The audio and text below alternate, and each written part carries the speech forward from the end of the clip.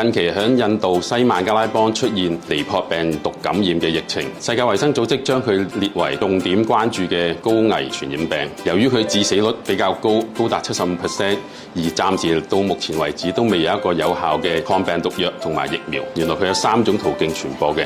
第一種就係直接嘅接觸啦，第二個接觸嘅方法就係食到啲污染嘅食物。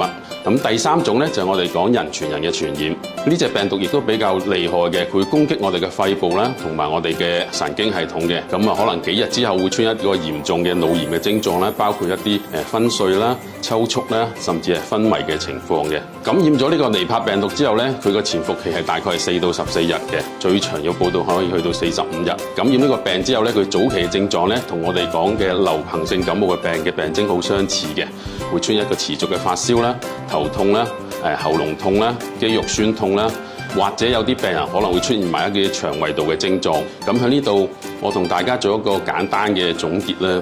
第一，我哋一定要莫驚慌啦，但係要提高警惕。面對遠方嘅疫情，我哋最好嘅武器就係冷靜嘅應對啦，同埋科學嘅知識。衛生局同埋方會持續關注我哋呢個疫情嘅發展啦。